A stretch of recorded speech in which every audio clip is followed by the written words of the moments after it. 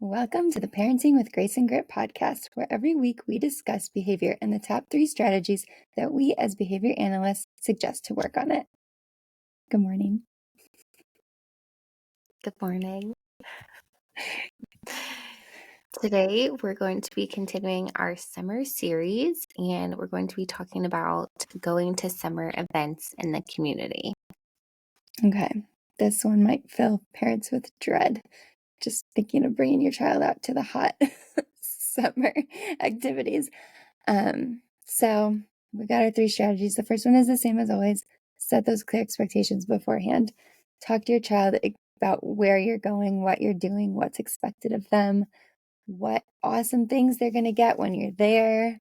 That they need to listen, that there's going to be big crowds, so they need to stay with you or stay in their stroller, and tell them what they need to do if they need to have that break. So if they get a little overwhelmed or too hot or need something, just say, Mommy, I need a break, and make it super clear to them exactly how they're going to get that, and maybe even like what they might start feeling, so they know that that's what it is. Because you could tell your kid all day, like, if you need a break, tell me this, but if they don't recognize that feeling inside of them, they're melting down and you never had a chance. So just really talk about those kinds of things before you go, so they're prepared. Talk about it often, even like in the car on the way, and hopefully that can help get you started on a strong front. Yeah, definitely, and kind of unrelated but related. I was at the pool this weekend with my nephew, and he was just like angry in the corner by himself, like looking so dehydrated. And I was like, buddy, I think you need some water. Poor guy. Because it's just so hot. So And it's hard to recognize sometimes, like, what that feeling is, when you're hot and you're like, I probably need to, sometimes you just can't help yourself. So yeah. recognizing those signs can be helpful. And then strategy 2 is for when you're there, and if possible, offer them choices of what to see and do. You can tell them it's your turn to choose, and then I'm going to choose the next place that we go to. Try bringing some of their favorite snacks and water and things if you're allowed, to prevent them from getting too hungry or too thirsty or grumpy. But also that can help you save them from asking you for every special treat cart that they see that you're passing. And if they're in a stroller, you can kind of tell them exactly where you plan to get them out, or like use those expectations, like, we're staying in the stroller, remember, until we get to this area, and then you can get out and run around, or whatever it may be. But that way you're not fighting them on getting in and getting out and getting in and getting back out the whole time, because then that becomes a lot as a parent when you're just like trying to get to the next spot and they're jumping in and out, and then you're like, that becomes a fight in of itself, and it shouldn't. So if you can set the clear expectations around that and keeping them in the stroller, or if they're if you have 2 kids, the other kid can hold on to the stroller or whatever it may be, so that can kind of help you get through the area better. And then number 3 is when the inevitable happens and they melt down anyway. I don't know there's anything more stressful for a parent than your child publicly melting down, even though we've all been there. So if and when they do it, my first priority is always going to be making sure they're safe. So if you need to remove them from the area, they have a knack for just dropping in the middle of the walkway, right? And like losing it.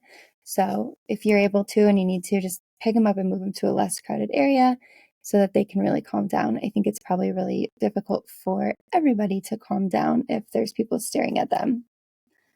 And just stay near them, but avoid giving them too much attention. So once you're in the safe area, just set them down and let them loose. Like, they can scream and cry and do whatever they need to do. Just wait. Recently, we've seen a lot of videos of people showing how to calm your child down after a meltdown if they're like in a restaurant or something. And while it looks really good, big picture, you're really reinforcing it if you're just like hugging them and talking them through it and like doing all these things. And of course, we want to comfort our children, but in those moments, I don't know that they're really like receiving that. And also, you're just giving them loads of attention for them to do it again and again and again, right? Because as soon as you put them back in that stroller and start going again, your attention's off of them. So they might just lose it again. So just keep that in mind. And then you're going to wait when they're calm, try to figure out what it is that they wanted. Did they just need that break? And just say, hey, I need a break.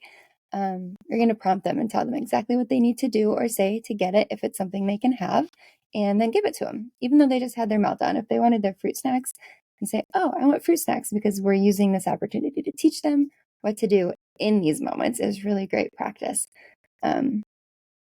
If it's something that they can't have, then you say no and they lose it again, you're just going to wait again. And then when possible, redirect and move on. It might take a few minutes. I think it probably feels like hours in those moments, but in reality, it's probably just a couple minutes. And then you can go. But even though you are in public, at these festivals are usually loud and busy, and people, if you can get them kind of away from the crowd, it's really good time to practice those skills so that you're not reinforcing that behavior, and then hopefully translates more to other public places like restaurants. Yeah, and I would also say there's like a difference, especially like in these environments when your kids are, everybody's stress levels like high or everybody gets tired towards the end. And instead of like giving them like an indirect prompt where you're like, what can you say or what do you need to say or like, where you're trying to have them say it more independently, the best way, like, and I'm thinking specifically here, and we're talking about like whining, because I feel like whining is one of those behaviors that really pops up at these events. Um, so instead of, if you hear that whining, instead of like waiting on them to get the response that you're wanting from them, to just like give them that prompt, like, I want gummy snacks. I want gummy snacks, please. And that way they hear like the exact phrase that you're looking for, even if you know that they know what they're supposed to say, just providing them that. Oh my gosh. So if you tell them the whole thing that they need to say and how you want to hear it, and then have them repeat it to you, and with their big strong voice, that's going to go way more smoothly than if you're trying to like wait on them to say what you want, they're still saying it whiny, then you're asking them to say it again, or you're getting frustrated with whining. So instead, just like modeling for them exactly how you want to hear it, even if they're past that point. Sometimes this is the best way to kind of move forward, so it's like that they kind of know, like, okay, mom's not going to be waiting on me, like I just can get my snacks if I say it with my big voice. So I think that can be really helpful with the whining, because I know I just feel like it's summer equals whining. So much. Yeah. So if you can kind of help the whining with like modeling exactly what you want to hear, and avoiding all of those like indirect kind of prompts where you're trying to like remind them what to do, telling them exactly what they do when you see that whining behavior, and kind of fixing the whining before the whining turns into the tantrum, can be really helpful as well. Okay. And now it's time for our Grace and Grit guidance segment, where we give advice to situations pertaining to the topics from listeners. It's always anonymous. And if you want to write in, you can email us at graceandgritbcs@gmail.com. Hey, Grace and Grit, we would love to try to go to some of the festivals this summer, but my child has autism and is so easily overstimulated. Is there any way we can try to prepare him ahead of time so we can feel brave enough to try it? It's a great question. I think there's tons of things that you can do to try to be prepared. But like our third strategy, sometimes it's unavoidable. So I think going in with that mindset too is just one thing to keep in mind, that you can prepare all you want, but you can still have those tantrums. So, or that's are from being overstimulated. So Yeah. if possible, try to go to the location ahead of time so that it can be familiar. And then always, our favorite things are talking about it, showing pictures of what the festival might look like, or whatever it may be, so he knows what to expect. Talk about the noises that he might hear, and those kind of things, whatever specifically might be overstimulating for him. Talk about those things and how they might be there. And what else you got for him, Lauren?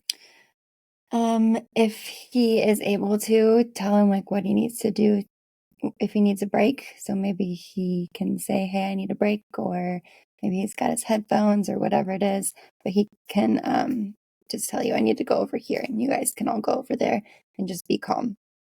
And while you're there, first thing I would do is just scope out a spot where we can take some scheduled breaks so that he can have that regular like downtime. So it's not just waiting on watching his cues, but it's like, okay, we've been here for like 15 minutes, 20 minutes, however long he can handle it. We're going to go take a quick break, have a little snack, whatever. And you can also just like start with very short time. So maybe the festival you really want to go to is later in the summer. Start going to other festivals and just go for little bits at a time, just so he can kind of start to get used to that and see what it's like. And maybe you can go longer and longer as it goes on. And then also just as a parent, as a mom, bring snacks, bring his favorite activity. Maybe he really likes the iPad, and that is a great distraction from him because he's not so into the actual events of the festival. Bring some things he really likes too that he can do, so he's not just like sitting there bored or just walking around hot and miserable with nothing for him, which, I'm sure any mom's already prepared for, but those are what I think about before I leave the house. Yeah, and just give yourself some grace.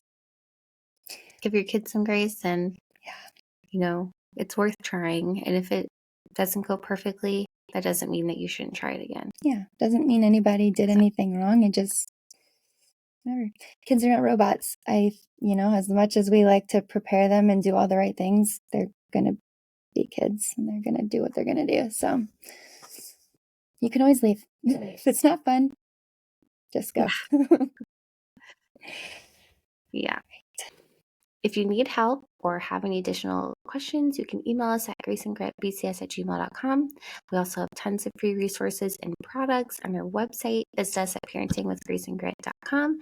And thank you so much for listening to the Parenting with Grace and Grit podcast. Bye.